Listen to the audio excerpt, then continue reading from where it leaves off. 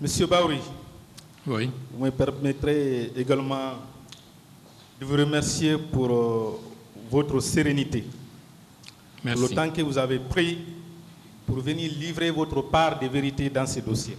C'est un devoir. Alors, ma première question, je voulais savoir, est-ce que le président Dadis avait approché les forces vives de la nation à l'époque dans le cadre de l'organisation de cette journée dite de recueillement et de réconciliation le 28 septembre 2009? Est-ce que vous avez été approché? Et je n'ai jamais appris qu'une initiative de ce genre allait se faire. Ben, sincèrement, est-ce qu'on peut organiser une journée de ce genre sans approcher les principales forces du pays? Est-ce que c'est possible? Ce n'est pas possible. D'accord. Je veux savoir, vous qui avez été ministre de la Réconciliation nationale, est-ce qu'on peut organiser une journée de recueillement et de réconciliation sans préalable? Il y a tout un processus si on veut faire correctement les choses pour que la politique de réconciliation nationale puisse être réellement effective. D'accord. Le 28 septembre, vous avez été informé de la réunion de ces préalables? Nullement, au contraire. D'accord.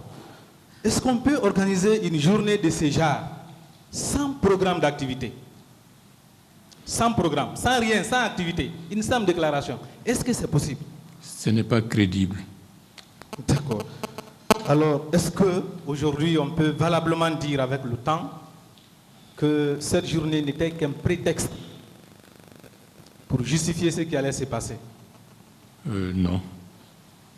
Est-ce que cette journée du 28 septembre était réellement une journée de réconciliation? Ce n'était pas pour contrer la décision des forces vives d'organiser une manifestation? C'est le cas, c'était pour faire croire qu'il y a une autre activité qui devrait transcender toutes les autres et que nous devions renoncer. Merci. Alors, hier, la défense du président Dadis a fait ses mérites, qu'il aurait réuni les conditions sur le plan de la sécurité, sur le plan de la communication, sur le plan sanitaire, sur le plan judiciaire. Tout a été dit. En ce qui concerne l'aspect sécuritaire, on nous a dit qu'il aurait donné les instructions fermes au chef d'état-major des armées de confiner tous les militaires et de laisser la police et la gendarmerie assurer le maintien d'ordre et que ces mesures auraient été répercutées à tous les niveaux. Je vais vous lire un passage de sa propre déclaration. Et je précise d'ailleurs que sa défense avait indiqué hier qu'il avait pris toutes les dispositions pour prévenir les violences. Je vous lis sa propre déclaration. Je ne pouvais pas prendre des dispositions pour empêcher la manifestation ou prendre des dispositions particulières pour prévenir tout acte de violence. Est-ce que cette déclaration n'est pas en contradiction avec sa propre défense? Bien entendu. D'accord. Vous pouvez croire à ça, qu'un président de la République dise qu'il ne peut pas prévenir les violences dans un stade, même pas dans tout le pays? Vous pouvez croire à ça? Pas du tout. Qu'il ne peut pas prendre les mesures pour sécuriser sa propre population? Vous pouvez croire à ça? Pas du tout. D'accord. Alors, est-ce qu'on peut alors dire que l'argumentation selon laquelle, sur le plan sécuritaire, le président Dadis avait pris toutes les dispositions n'est pas réelle, elle n'est pas véridique?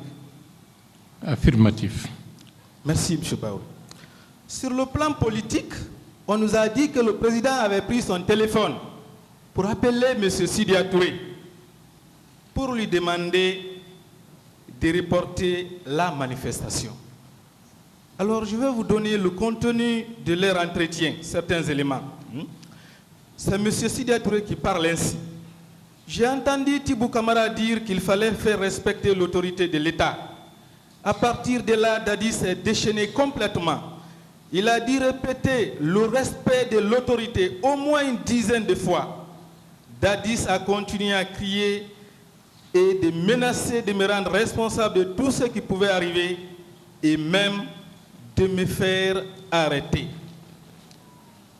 Est-ce que un appel qui contient un tel contenu peut dédouaner le président Dadis? C'est une menace clairement formulée. Est-ce que cette menace n'a pas été réalisée le lendemain? C'est affirmatif. Merci. Alors, au cours de cet entretien, l'un de ses proches, à savoir le colonel Moussa Tchegro Camara, était présent. Il a été entendu à l'enquête préliminaire. Parlant du contenu de cet entretien, il a déclaré ceci. J'ai entendu dire le président Dadis que les gens doivent respecter les lois de la République. Ce n'est pas une confirmation de cette menace? Affirmatif. L'organisation de ce meeting violait quelle loi de la République? Aucune. Aucune loi. Merci. Alors, s'agissant du même appel, le président Dadis a déclaré qu'il dormait. Il dit qu'il dormait et que c'est Feu Makambo qui est entré le réveiller. Il n'a même pas fini de communiquer avec le président Sidia. La communication s'est interrompue et il s'est endormi. Mais le colonel Moussa Tchegro lui-même, il fait la déclaration de cet entretien où il dit clairement qu'il était présent et qu'il y avait aussi une autre personne décrite ailleurs comme étant M. Thibou Camara. Je vous lis ce passage. Quand le capitaine Dadis appelait Sidia Touré au téléphone pour lui dire en ces termes: grand frère, je vous ai demandé de surseoir à votre marche de demain pour raison d'intérêt national et je vous ai même envoyé des religieux. Dans leur conversation, parce qu'on n'entendait pas ce que disait Sidia, j'ai entendu dire le président Dadis que les gens doivent respecter les lois de la République. Et pendant ce temps, il était dans sa chambre à coucher et en culotte. Dites-moi, à 1h et 2h du matin, si réellement le président Dadis dormait, est-ce que le colonel Moussa Tchegro Camara allait se trouver dans sa chambre? S'il dormait, il allait se trouver dans sa chambre? Non, pas du tout.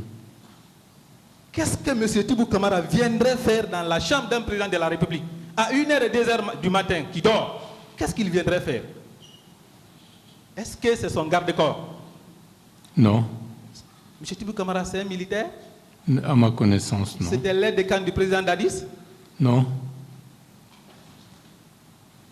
Avec le recul, ce n'était pas pour planifier ce qui allait se passer le lendemain? C'est possible. C'est possible. Et c'est pourquoi d'ailleurs, dès le lendemain, c'est le colonel Moussa Tchegro Camara qu'on a vu au stade. Dès le lendemain, très tôt.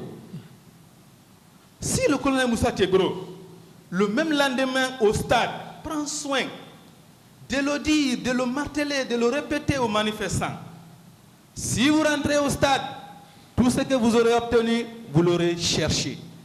Est-ce que ce n'est pas en connaissance de cause? C'est possible. Parce qu'il était avec le président tard la nuit. Merci, M. Baou.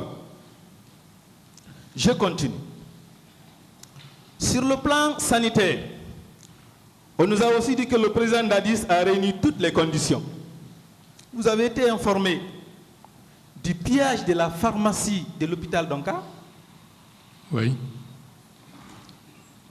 Est-ce que si les dispositions avaient été prises sur ce plan-là, on aurait assisté à ce pillage? Pas du tout. Vous n'avez pas été informé de l'entrée des militaires, les bérets rouges, dans les hôpitaux à la recherche des malades? Affirmatif. Vous n'avez pas appris que les bérets rouges sont allés chasser les gens dans les morgues, notamment à Donka? Affirmatif. Quand même. Est-ce qu'on peut dire que les dispositions sanitaires avaient été prises? Non.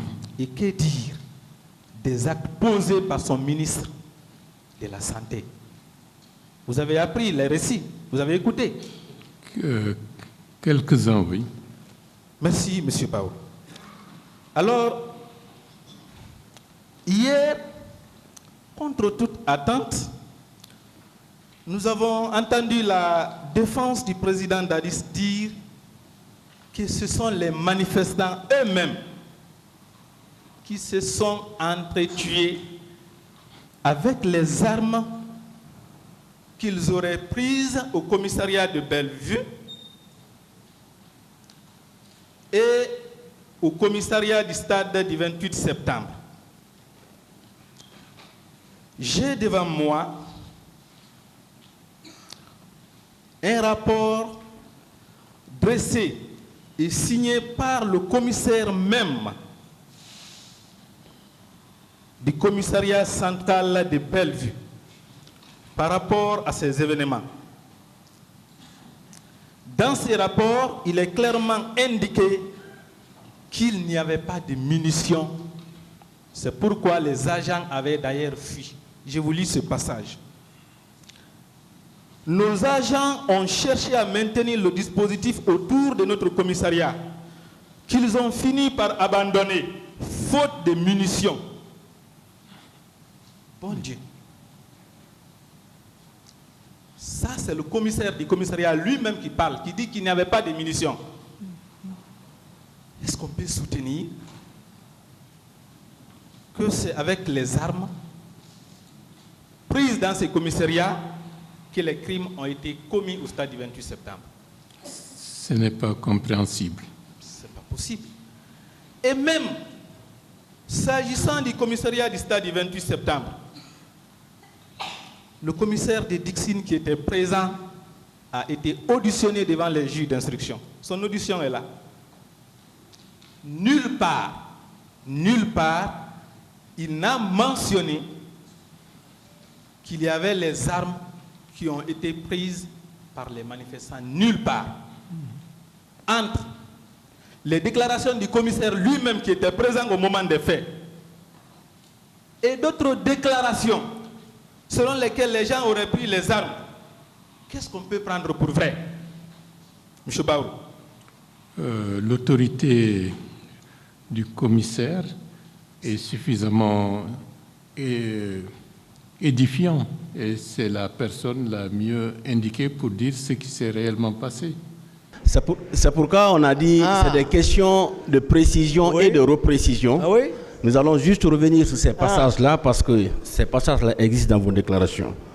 Aussi, à la page 5 du même procès verbal, vous avez affirmé qu'à la veille de votre départ pour la baie, c'est-à-dire le 25 décembre 2009, vous avez été surpris de remarquer la présence d'un important contingent de ces jeunes gens à la présidence et Makambo vous a dit qu'il s'y trouvait sur ordre du président Dadis. Oui, ça c'est au vu de tout le monde, c'est pas caché. D'accord. Ça c'est devant tout le monde. Et oui, j'ai voulu leur... Parce que moi, j'ai l'horreur de la pagaille. Ils savent, je n'aime pas la pagaille au sein de la présidence. Si je suis là-bas, j'aime le calme. Quand je suis venu les trouver, je voulais les vider. C'est en ce moment ils sont venus m'informer que non, c'est sur ordre du président pour les faire venir là-bas. D'accord. Bon, moi, je sais. Il sait, même quand il m'a instruit, une fois, lui était gros, pour déloger le régiment qui occupait un bâtiment, qu'il voulait faire un travail là-bas. Demandez-le si j'ai exécuté. J'ai dit seulement ordre reçu, je vais le faire. D'accord. Mais je ne l'ai pas fait. Bien. La veille des manifestations, le 27, est-ce que vous étiez au courant de la tenue d'une réunion au camp Alpha Yaya Diallo? Non, ça c'est suite, j'ai su ça à travers les déclarations de Sidia qui disait qu'à 2h du matin, Tibou l'a appelé et qui a passé le numéro à Dadis. C'est là-bas, moi j'ai compris. Bien, est-ce qu'une réunion s'était effectivement tenue? Non, sauf à travers leurs explications, j'ai déduit comme ça. J'ai dit certainement, parce que puis l'audition que j'ai lue, Pivi a dit que c'est devant lui, Dadis a instruit Teboro. Donc je me dis, donc c'est eux qui étaient là-bas. D'accord. Mais moi, j'étais chez moi. Bien. Est-ce que à cette veille-là, vous étiez au courant qu'une manifestation devrait être organisée au stade du 28 septembre? Non, il y avait les rumeurs. Il y avait les rumeurs quand même.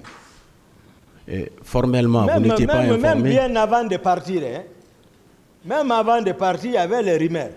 Mais c'est ça, Tegbro englobait les services spéciaux encore.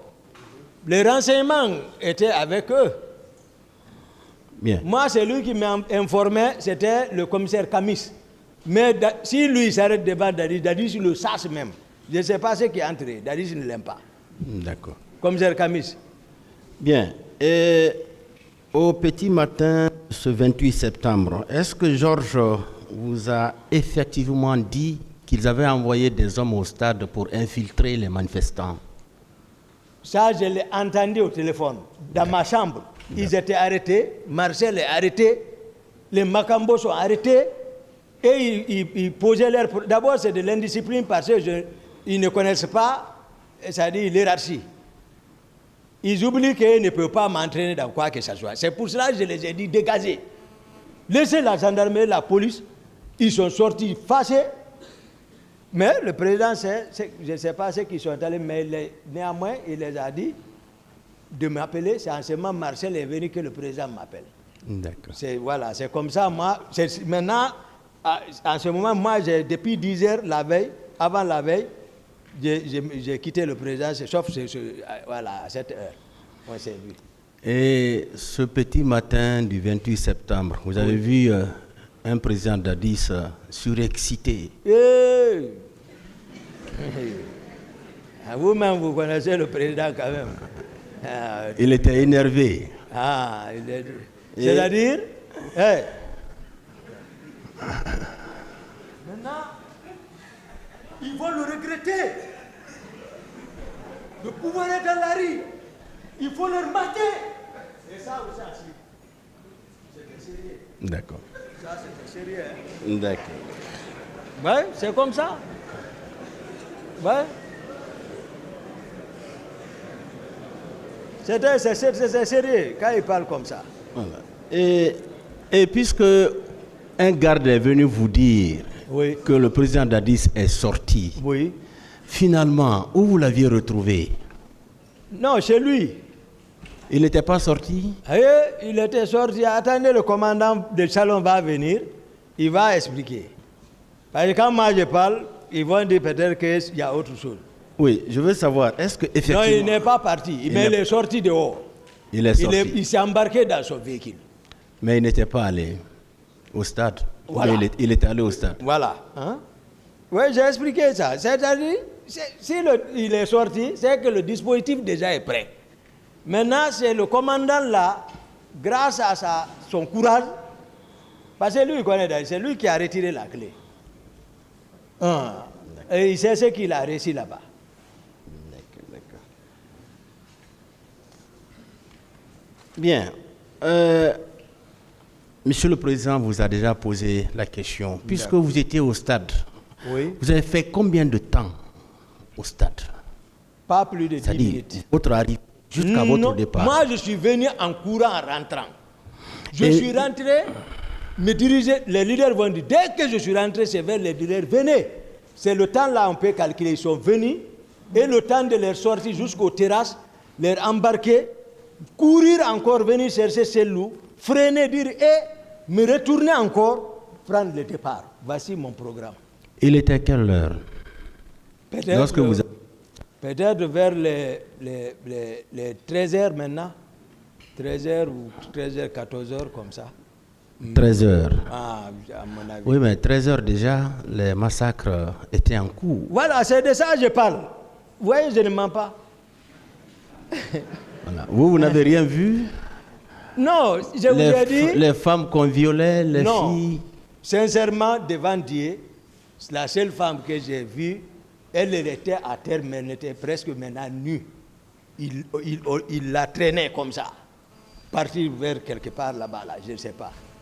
Mais moi, j'étais avec les leaders, j'étais occupé par eux, embarqué. Je ne peux pas mentir, c'est que les gens qui se sauvaient à travers les escalades, les murs, tout. Ça c'était visible. La panique qui régnait dedans. D'accord. Mais Marcel, non, lui, il était, non. Bien, je vais vous rappeler un peu vos déclarations devant la section de recherche de la gendarmerie de Dakar. D'accord. Lorsque vous avez été arrêté. D'accord. Je suis au niveau des pages 4 et 5. Oui.